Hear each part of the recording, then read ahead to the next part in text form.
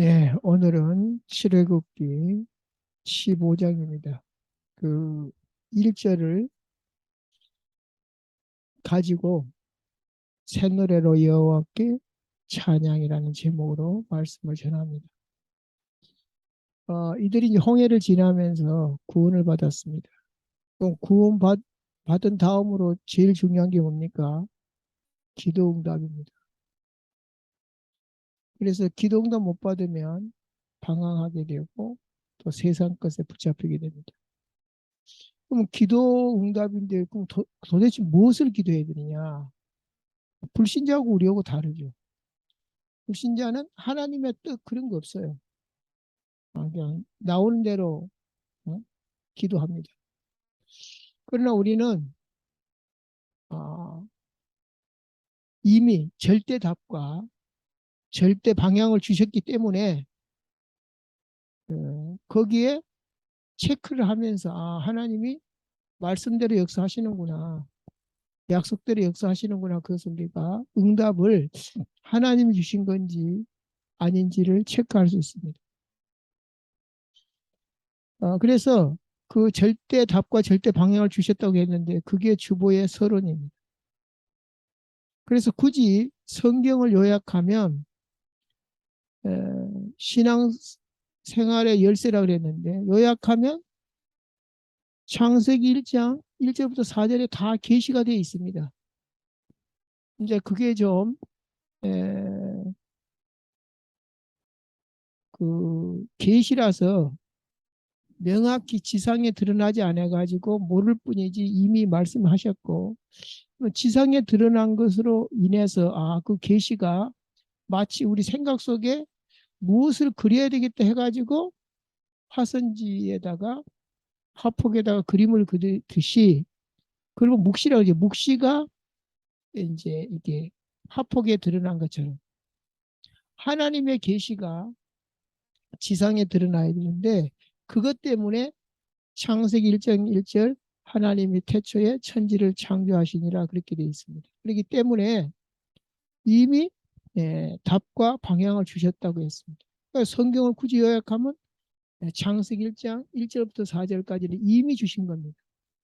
근데 이제 그것이 어떻게 화선지에 혹은 도화지에 그려져 가는가? 누구를 통해서 나타납니까? 우리를 통해서 나타납니다. 하나님의 자녀들이 되게 하는 것이 하나님의 목적이기 때문에 그렇습니다. 그래서 1번에 하나님의 약속과 2번에 하나님의 성취에 대해서 얘기를 하고 있습니다. 하나님의 약속은 뭐죠? 너희가 한번 성경을 참고해봐라. 요한복음 5장 39절에 나에 대해서 증거를 했다. 그러면 그로 인해서 뭐 하려고요? 요한복음 20장이 나옵니다. 30절에 많은 표적들을 행했다 이거죠.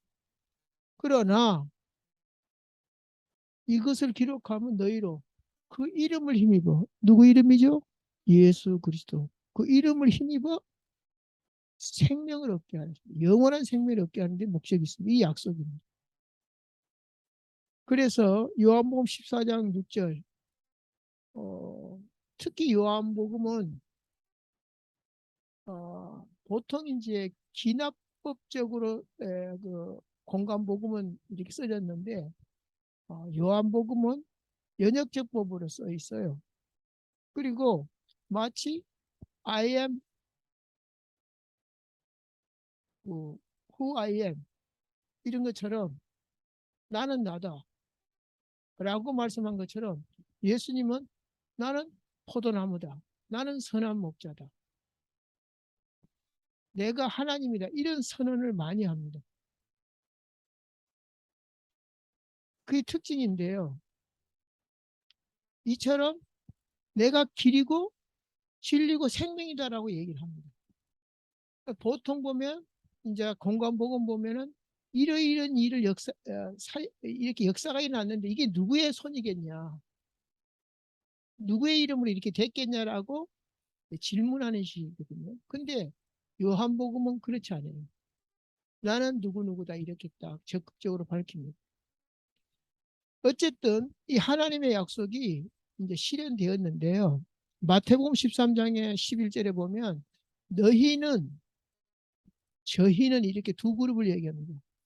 예, 비유를 말하면서 너희에게는 이 비유가 이렇게 이해되도록 했고 저희는 알아듣지 못하게 했다. 그러니까 구원 자체가 우리의 머리로 된 것이 아니라 알아듣게 하시는, 못 알아듣게 하시는 비유를 가지고. 근데 그럼 어떤 사람을 알아듣게 하고 못 알아듣게 말은 되는데 뭐, 무엇에 의해서 알아듣냐 이 말이죠. 그것이 바로 구원받은 자에게 뭐가 있다? 성령이 있다. 성령께서 깨닫게 하시는 거죠. 그러니까 구원 못 받은 사람은 성령이 있다 없다? 없기 때문에 말도 안 되는 소리가 되는 것이고 구원받은 사람은 이 말이 그 말이구나 이렇게 알아듣습니다. 너희에게는 허락되었으나 저희에게는 허락되지 않았다. 그것이 하나님의 주권이죠. 자, 그래서 이 말씀이 성취를 이루는데 결국 성취의 그 우리가 사람마다 절대 목표가 다르지만 궁극적으로 모든 사람이 바로 창세기 1장 27절 28절에 이르는데 이것이 성취의 목적이다. 왜냐? 창세기 1장 27절 28절에 자기 백성들을 구원시키고 하나님의 아들들이 되게 하신다 그랬는데 그것을 계시한 것이 27절 28절이다. 그래서 이 27절은 뭐죠? 하나님과 통하는 사람이고 28절은 정복하고 다스리는 거잖아요. 노아를 통해서 창세기 네 인물을 통해서 보여주셨습니다. 그러니까 이게 하나님께서 하셨다라는 것이 뭐냐면 마치 이사야 1장 9절에 보면 이렇게 말씀하십니다. 만군의 여호와께서 우리를 위하여 조금 남겨두지 아니하셨다면 우리가 소돔 같고 고모라 같았으리로다. 자, 소돔과 고모라는 다 불유황에 망했잖아요. 그러니까 하나님이 남겨두지 않았으면 다 망해요. 만약에 노아까지 망했으면 다 망했겠죠. 그러니까 남겨뒀다 이거죠. 그러니까 하나님이 지금 우리를 남은 자를 통해서 또 우리를 통해서 일하신다 이 말이죠. 이 귀한 복을 우리는 어떻게 받아들이고 누릴 것인가 한번 생각해 볼 필요가 있는 것입니다.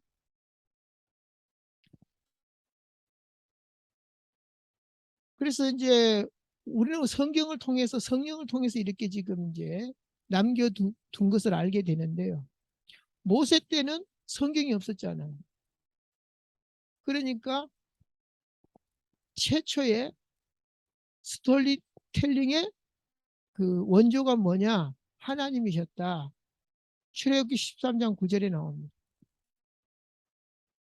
이것으로 내 손의 기호와 내 미간의 표를 삼고 여호와의 율법이 내 입에 있게 하라. 내 입에 있게 하라. 이게 스토리텔링이죠. 그렇게 해서 이는 여호와께서 그 손의 권능으로 우리를 애굽에서 인도하여 내셨습니다. 자, 목적은 뭐죠? 바로 여호와께서 큰 권능으로 우리를 구원하셨다라는 걸 전하라는 거죠. 근데 방법이 뭐다? 네, 스토리텔링이라는 거죠. 그리고 오늘 본론에 뭐라 그랬습니까? 서론에서는 신앙생활의 키가 뭐냐? 그 다음에 본론에 와서는 신앙생활의 응답, 신앙생활의 복. 자, 하나님이 함께 한다면 당연히 복을 받아야 되겠죠. 그래서 서론에서는 창세기 1장 1절부터 4절을 가지고 이미 하나님의 계획이 계시되었고 그러면 우리가 받을 복은 창세기 1장 27절 28절이라고 했는데 지금 이제 출애굽기 1장 7절에 보면 이스라엘 자손은 생육하고 불어나 번성하고 매우 강하여 온 땅에 가득하게 되었다 그랬습니다. 여기 보니까 어디서 많이 들어본 소리죠. 이스라엘 자손은 생육하고 불어나 번성하여자. 생육하고 번성하여가 어디에 나오죠?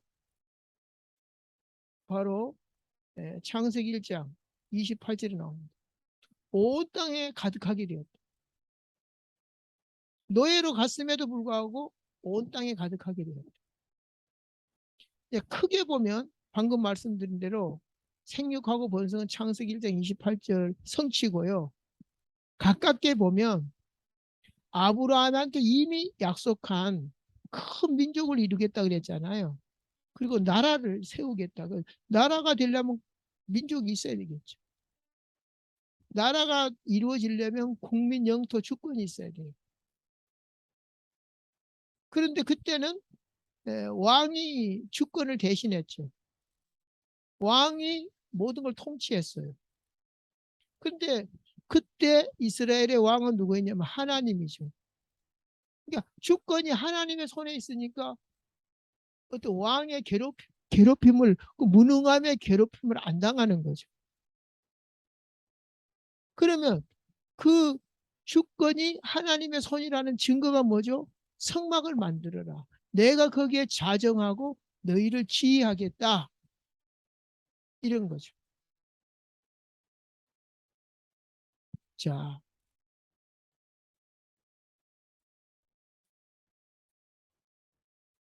그래서 우리는 출애굽 1장 1절을 보면서 무엇을 느낄 수 있냐? 무엇을?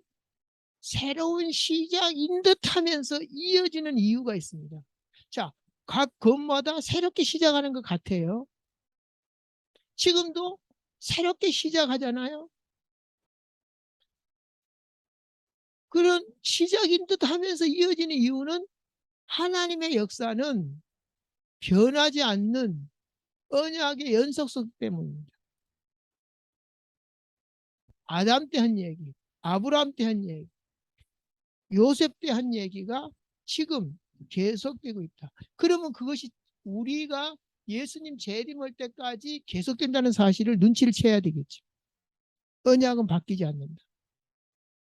그 다음에 출애굽기 3장 7절부터 8절이 나와 있습니다. 자, 신앙생활의 복을 출애굽기 3장에서 잠깐 보고 가겠습니다. 거기에 보면 뭐라고 나옵니까? 여호와께서 이르시되 내가 애굽에 있는 내 백성의 고통을 분명히 뭐요? 보고 그들의 감독자로 말미암아 부르짖음을 듣고, 자, 보고 듣고 또 그 근심을 알고, 자, 보고 듣고 알고, 이게 이제 7대 동사인데요. 내가 내려가서, 자, 내려온답니다. 그들을 애굽 손에서 건져내고, 자, 건져내고, 5개죠. 그들을 그 땅에서 인도하여 6개죠. 자, 광대하고 아름다운 적과 꿀이 흐르는 땅에 이르려 하노라. 7개. 이걸 이제 7대 동사라고 그러는데,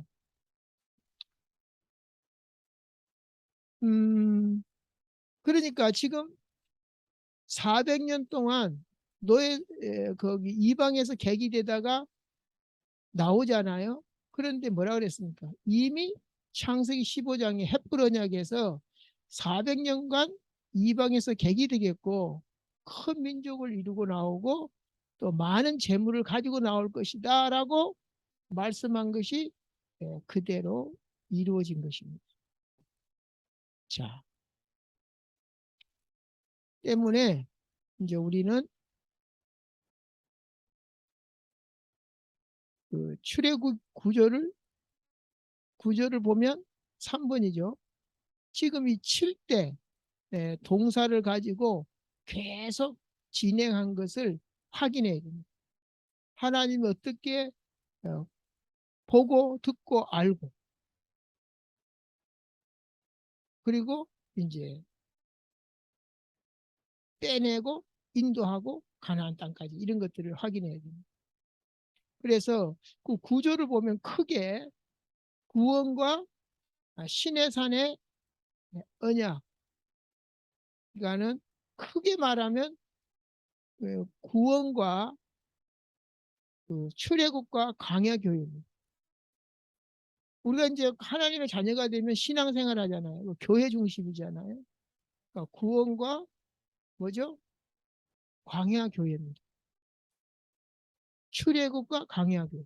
그런데 이 광야 교회를 또 둘로 나눠 보면, 그러니까 이제 이게 세 파트로 나눈 사람이 있고 두 파트로 나눈 사람이 있어요. 첫 번째 나눈 건 두 파트로 나눴고요. 세 파트로 나누면 구원과 시내산의 언약, 율법과 언약을 줬죠. 시내산에서. 그 다음에 뭐죠? 성막. 이렇게 세 가지로 나눕니다. 그러면 구원은 뭐죠? 출애굽이고, 광야 교회는 뭐냐? 시내산에서 자기 백성들에게, 이스라엘, 그러니까 하나님의 백성들에게 주시는 율법과 언약이 있는데, 그 율법과 언약은 무슨 역할을 하냐 하면은 성민이 살아야 될 삶의 방식과 또 언약은 정체성을 줬다는 거죠. 그러니까 출애굽했으면은 불신자들하고 달라야죠. 멸망당할 백성들하고 하나님의 백성은 다르다는 거죠. 그것이 바로 신의 산에서 율법과 언약을 주심으로 성민의 삶과 그 다음에 성민의 그 정체성을 이제 알려주시고, 말하자면 이제 모든 나라의 법이 있듯이 이스라엘 백성에게 무슨 법을 준 거죠? 사람이 만든 법이 아니라 하나님이 만든 법, 특히 정결법에 대한 법을 주십니다. 그러니까 범죄를 저질렀을 때 처벌하는 법도 있지만은 범죄하지 않도록, 혹시 또 범죄를 했더라도 해결책을 제시한 것입니다. 그 다음에 이제 마지막 성막은 뭡니까? 아까 분명히 주권이 왕에 있는 게 아니라 하나님이 왕으로 오셔서 주권을 가지고 우리를 이끄신다 그랬죠. 하나님의 임재죠. 왕으로 임재하는데 요한복음 1장 14절에 보면 뭐라 합니까? 말씀이 육신이 되어 이 땅에 거하시며 누구죠? 예수 그리스도죠. 그래서 성막이 예수 그리스도라는 말이 그런 말입니다. 뭐 7대 절기도 예수님이 초림과 재림 사이에 일어나는 모든 것들이 부활 뭐 이런 것들이 7대 절기인 것처럼, 그러니까 우리가 뭐 제사도 예수 그리스도가 완성하셨고 또 7대 절기도 예수 그리스도가 완성하셨고 완성하고 계시고 또 성막도 그렇다. 근데 이유들을 잘 모르고 있습니다. 그래서 그 이유들을 잘 알아야 되겠습니다. 이제 오늘 결론에는 새 노래로 여호와를 찬양하는 것입니다. 오늘 본문이죠. 그러나 현실은, 그리고 현장은 어떻습니까? 옛 노래로 찬양해요. 새 노래가 없어. 왜 그렇죠? TV를 통해서, 매스컴을 통해서, 영상을 통해 늘 이렇게 찬송가가 기독교 방송에 나오지. 기독교 방송 안 틀면 늘 뭘 들어요? 세상 음악을 듣는 거죠.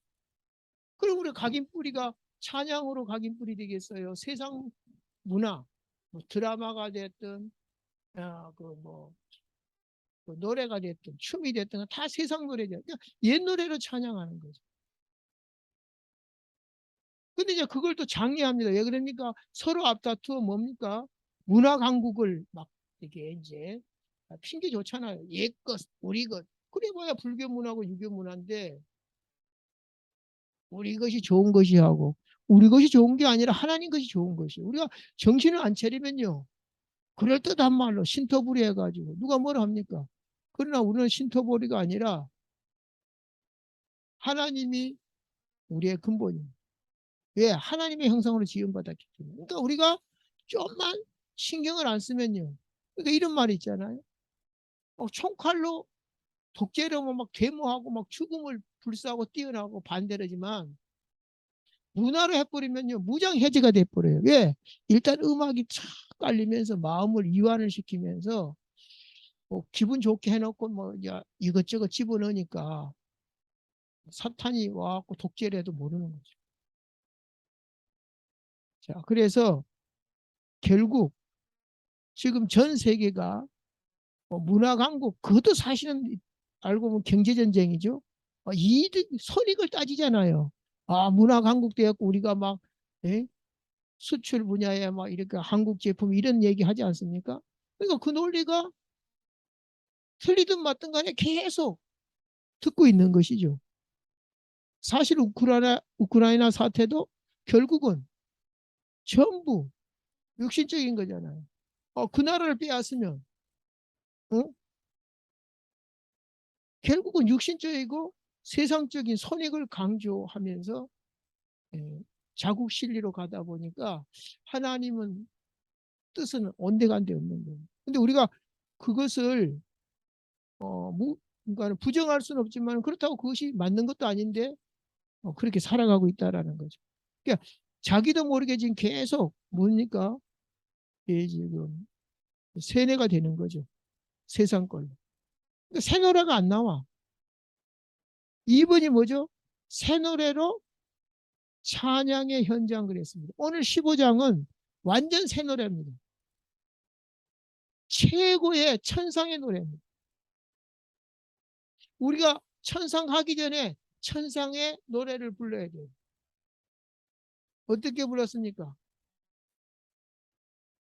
오늘 한번 본문 볼까요?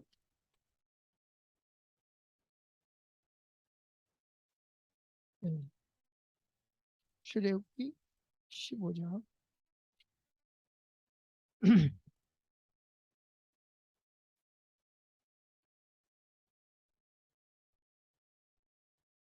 찬송하려다 그는 높고 영화로우시며 말과 그 탄자들을 바다에 던지셨습니다. 자, 그냥 손을 씹어 던져버렸대요. 마치 뭐 하듯이 유치원생들도 개구리 붙잡고 던져버립니다. 유치원생들도 그런 개구리 앞에서는 장사예요. 아이고 뭐 애굽에 막 병거들이 오면 얼마나 두렵습니까? 근데 하나님의 손에는 그냥 개구리 던지듯이 던져버렸대요. 그것도 뭐예요? 오른손으로. 오른손이란 말은 뭐죠? 신경 쓰고 던졌다 이 말이에요. 사실 대충 던져도 되는데.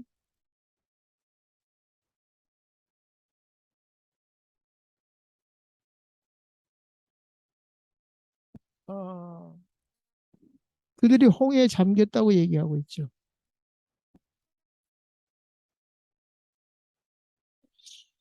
주께서 주의 큰 위엄으로 주를 거스리는 자를 엎으시니 다 주께서 진노를 바라시니 그 진노가 그들을 지푸라기 같이 사려니이다.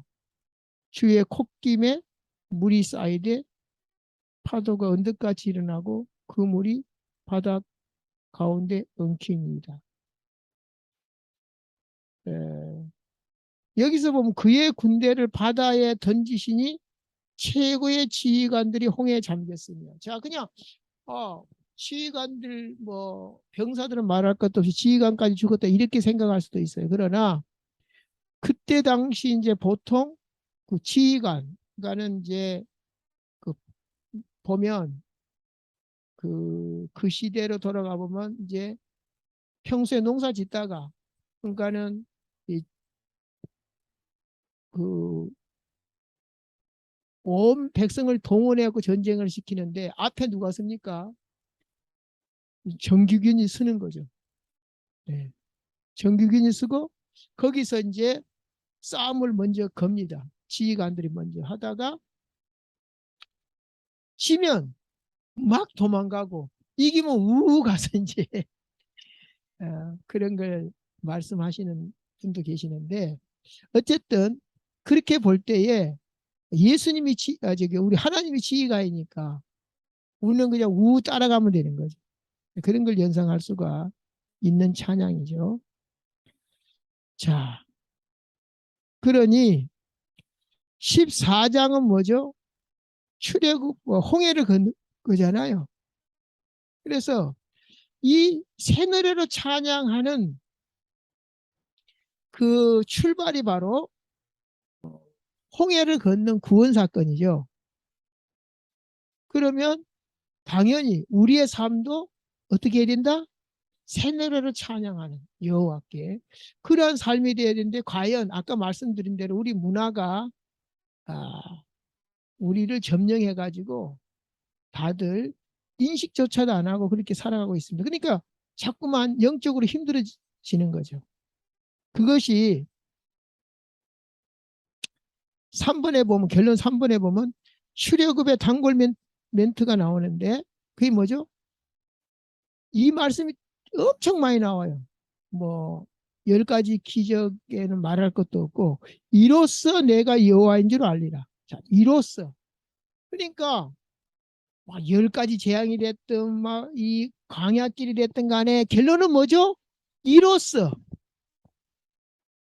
근데 사람들은 이로써에 관심이 없어. 왜 10번이냐? 한 번에 나올 수 있는 하나님이 일주일이면 될 걸 왜 40년이나 전능하신 하나님이 그것만 얘기를 해요.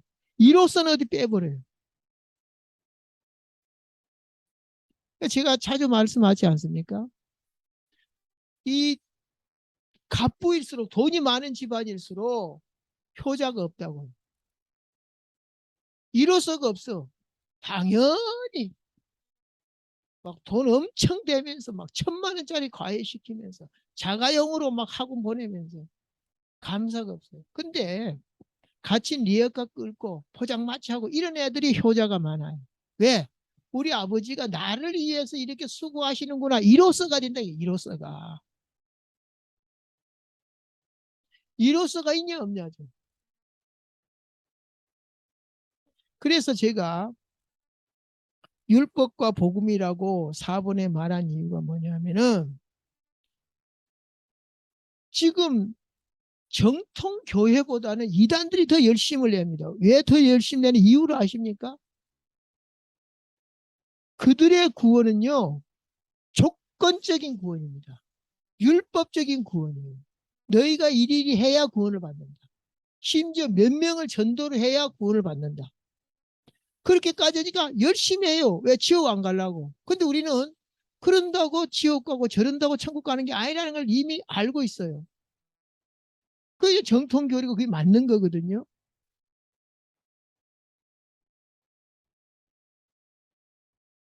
그 결과 어떻게 됐습니까?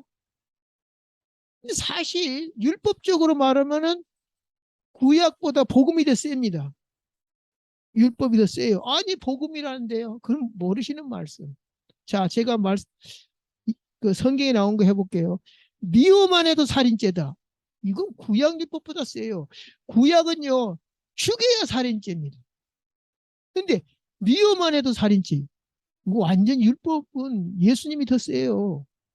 그리고 음욕만 생각을 해도 간음죄를 이미 지었다.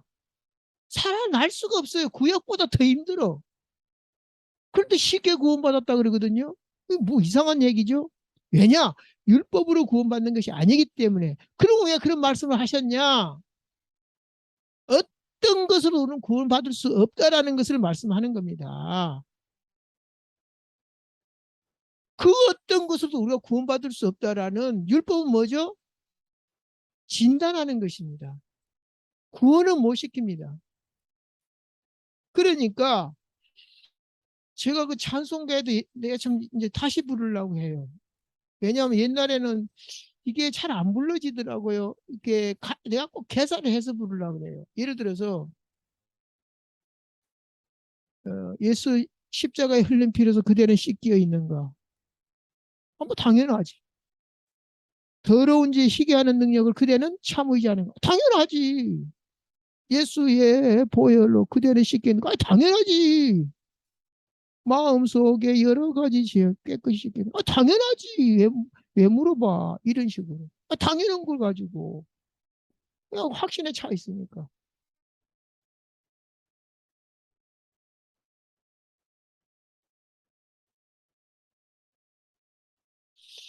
이제 이런 찬송들을 제가 왜 좀 이제는 이제 제대로 부르려고 그러냐면 제대로 너무 심하게 제대로 부르니까 그런 현상이 일어나더라고요.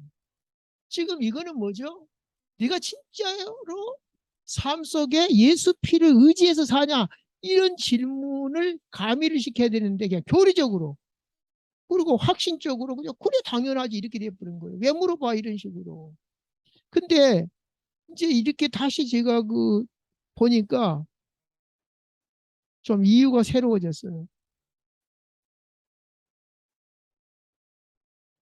특히 골로새서 2장 16절에 그 엄청난 복음의 능력을 말합니다. 뭐라고 말합니까? 그렇게 신신당부하던 구약의 절기까지도 안식일까지도 그런 걸로 인해서 너네들이 정죄받지 않도록 해라. 다 우리는 거기서 해방받았다 이렇게 얘기합니다. 자, 모든 율법에서 해방받았어요. 자유함을 얻었어요. 그래서 이걸 만끽하라는 것입니다. 근데 문제는 뭐냐? 만끽하는 방식이 틀려버렸어요. 형제들아 너희가 자유를 위하여 부르심을 입었으나 갈라디아서 5장 13절. 그러나 그 자유로 육체의 기회를 삼지 말고 오직 사랑으로 서로 종로를 타라. 얼마나 이게 애매합니까? 그 한계가 어디예요? 종로를 타래요.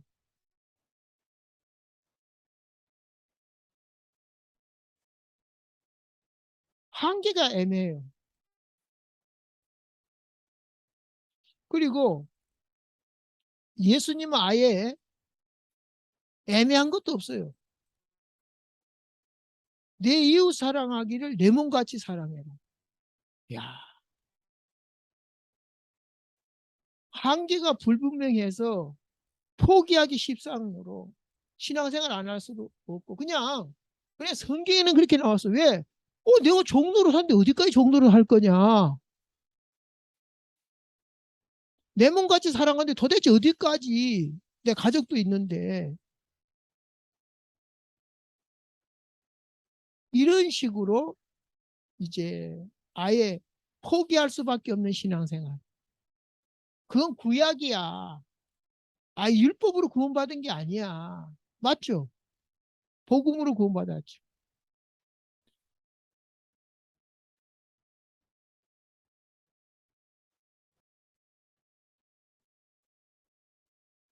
그리고 이제 결국 예수님이 율법을 말한 것은 뭐죠? 로마서 3장 19절이 너무 잘 나왔어요. 1장에는 이방인의 죄와 2장에는 유태인의 죄, 하나님 백성이라고 자부하는 사람들의 죄. 그리고 3장에는 싸그리 죄를 얘기하는데 3장의 19절이 클라이막스입니다. 이는 온 세상이 하나님의 심판 아래 있게 하라 하십니다. 그러니까 그 누구도 유태인이라 할지라도 구원받을 수 없다. 구원받아야 될 존재다.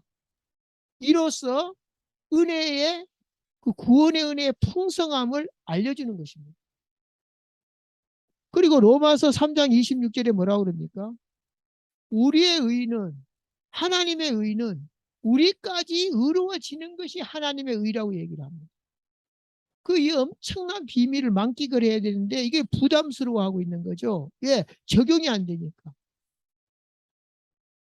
그래서 제가 아까 골로새서 2장 16절을 가지고 뭐라 그랬습니까? 마시는 것과 절기나 초하루나 안식일 그런 어떤 이유로도 너희를 비판하지 못하게 하라. 자, 엄청난 해방과 자유의 축복을 주셨는데 이것을 적용을 못 시키다 보니까 어떻게 됐어요? 다 말아먹어 버렸어요. 그거는 구약이고 하면서 하나님의 복을 만끽을 못하고 다 그냥 말아먹어 버렸어요. 물 말아먹듯이. 소화도 안 되고. 이런저런 이유로 시스템이나 내용까지 다 해치워 버렸어요.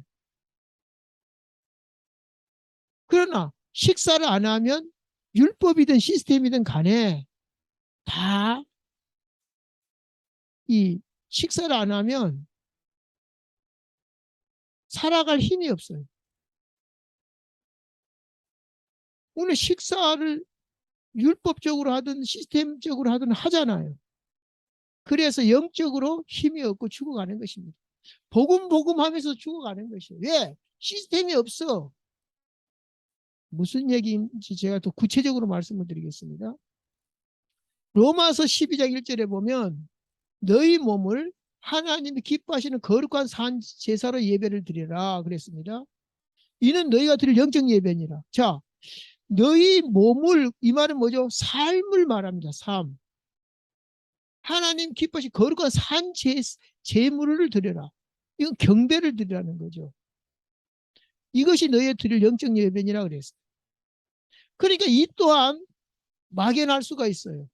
손에 쥐어준 것이 아니라 우리 삶을 가지고 예배를 드려. 어떻게 우리가 예배 드리러 맨날 몇 시에 와라 이건 되겠는데 우리 삶이 예배래.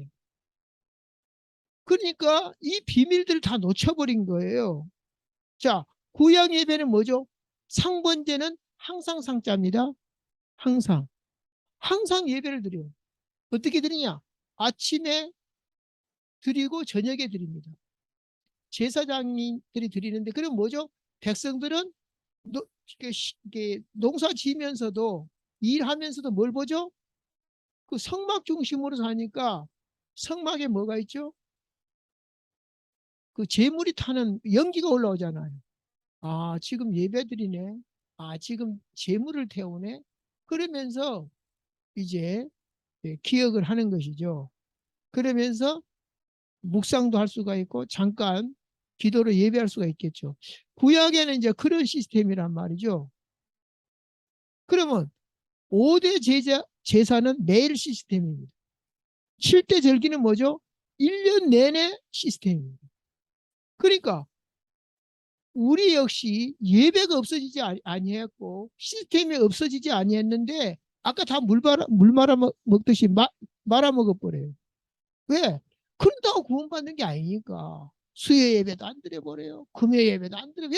그런다고 예배 드린다고 구원받은 게 아니니까. 그 말이 맞지만은 영적으로 죽어가고 있다는 이제 불신자한테 이제 이기지도 못하고 이제 끌려가는 거죠. 네. 그런 것까지 모르는 거예요. 그냥 교리적으로 그런다고 구원받는 게 아니다. 말은 맞는데 예배의 시스템이 무너졌어요. 구약은 뭐죠? 비록 짐승으로 했지만은 날마다 시스템이 있었고 365일 시스템이 있었다 이거죠. 그럼 신약은 뭐죠? 고린도전서 3장 16절. 이제 성전이 따로 있는 게 아니라 네가 성전인 거라. 고린도전서 3장 16절. 그리고 내가 시스템이 된 거예요. 그러면 요한복음 4장 23절 24절에 보니까 성령과 진리를 예배드리라는 게 막 짐승 잡고 일 안 해도 막 길에서도 예배드릴 수 있는 거야. 차 안에서도 걸어가면서도. 이 엄청난 시스템을 줬는데 그걸 만끽하고 있냐? 안 하고 있어요. 왜? 적용이 안 되니까. 아, 수요 예배, 아, 또 드려야 돼, 가야 돼. 이 수준밖에 안 돼요. 그래서 수요 예배라도 드려야 되고, 금요 예배라도 드려야 돼. 왜? 그것마저도 안 드리니까. 삶 속에서 잘 드리면 상관이 없어요. 살면서는 더더욱 안 되죠. 영이 죽었는데 뭐. 그래서 초대교회 때는 이걸 잘했어요. 사도행전 5장 42절에 그들이 날마다 그랬죠. 날마다. 성전에 있든지 집에 있든지. 자, 언제 어디서나 시스템이죠. 왜? 365일. 날마다 시스템. 날마다 성전에 있든지 집에 있든지 예수는 그리스도라 가르치기와 전도하기를 그치지 아니하니라. 그러니까 세계 복음화가 구호로 끝난 게 아니라는 거죠. 날마다 시스템, 현장 시스템이 가동되었던 거죠. 지금 우리가 하고 있는 게 뭐죠? 날마다 시스템, 현장 시스템, 훈련 시스템. 그래서 그렇다면 지금 우리가 어떻게 해야 될까요? 결론을 내야 되겠죠. 어떻게 해야 될까요? 구원 다음으로 중요한 것이 누림인데 만끽이 안 되니까 누림이 안 되는 거예요. 아니 만끽하고 누려야 되는데 부담이 돼버렸다. 뭔가 틀린 거죠. 어디서 틀린 거예요?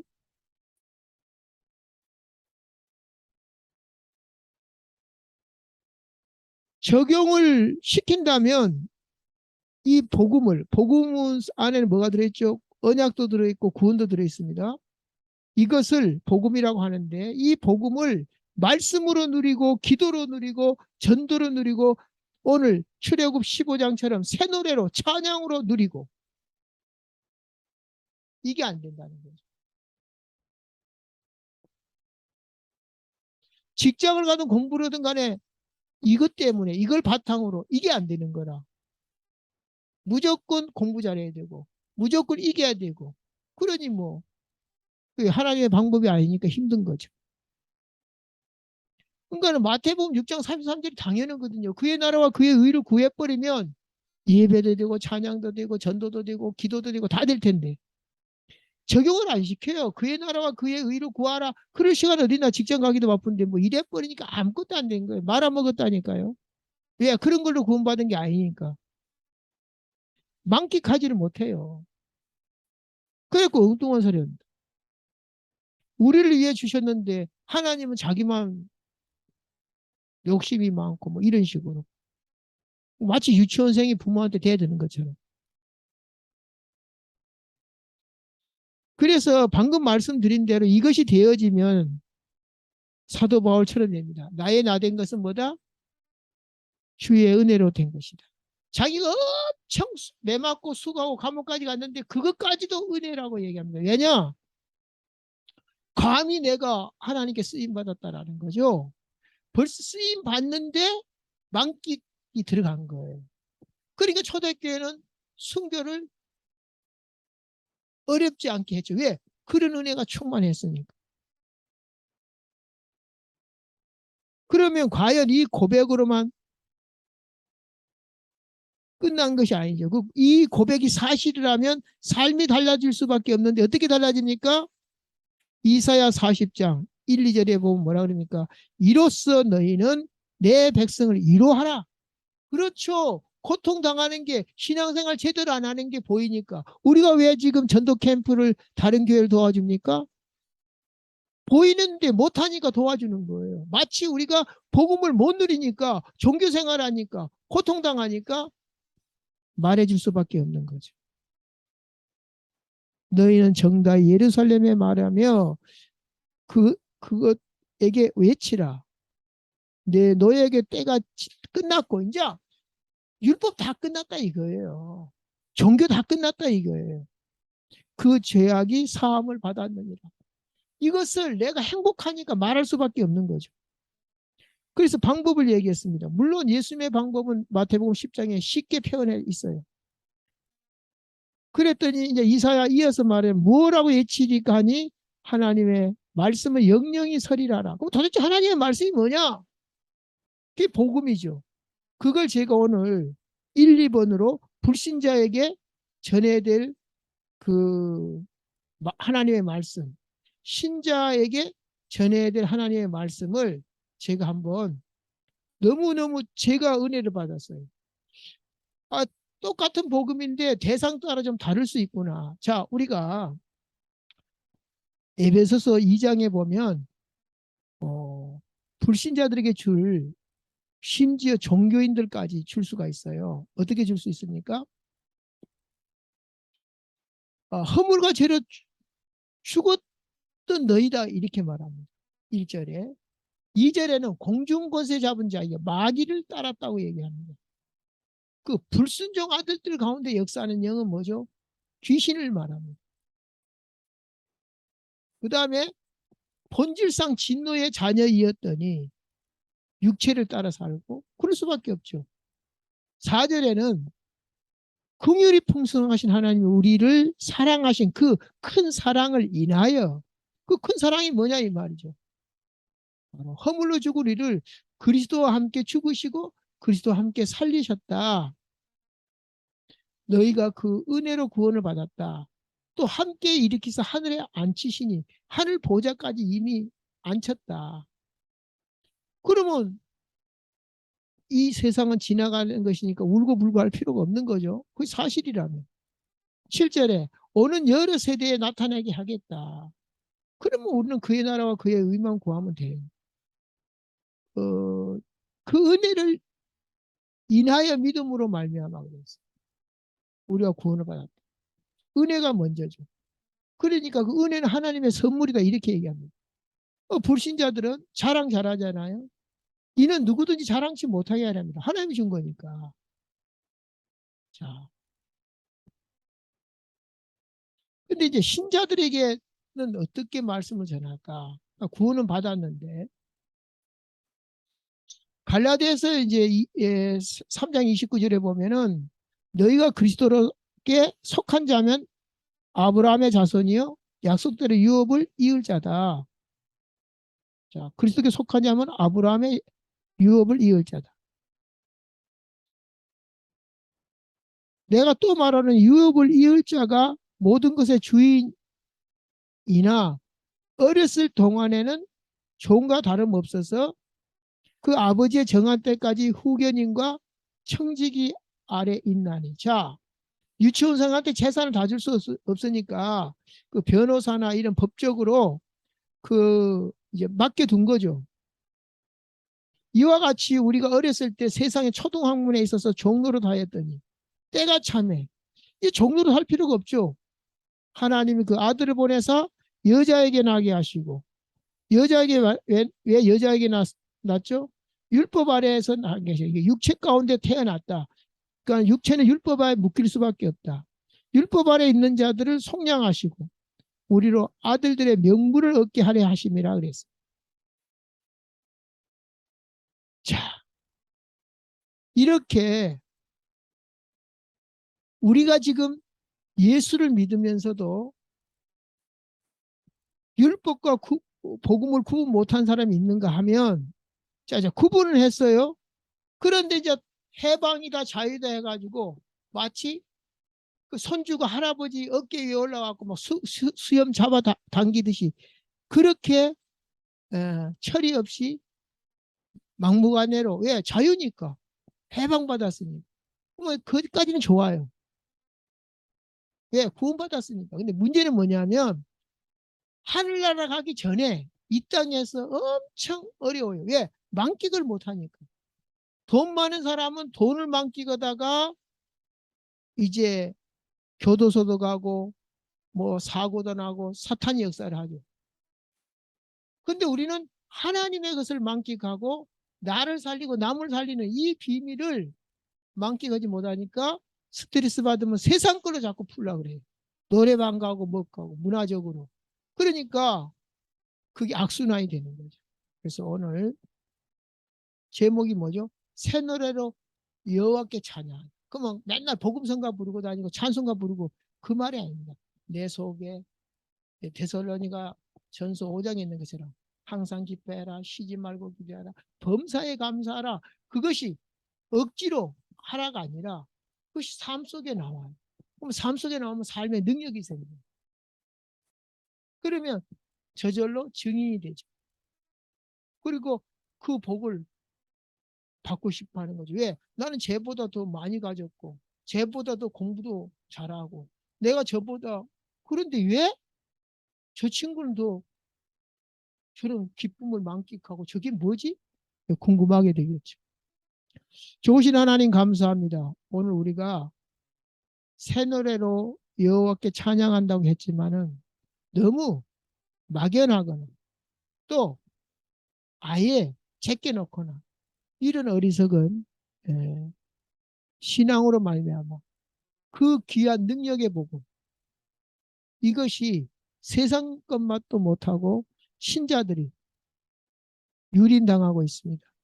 이제 주님께서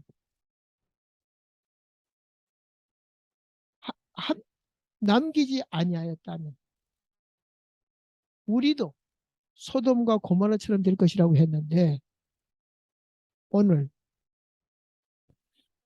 우리를 남겨두시고 또 이 복음이 우리를 통해서 전해진다는 그 깊은 은혜를 다시 한번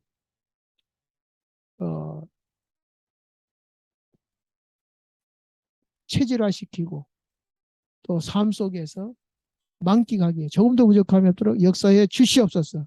그리스도 예수 이름으로 축복하고 기도합나이다. 아멘.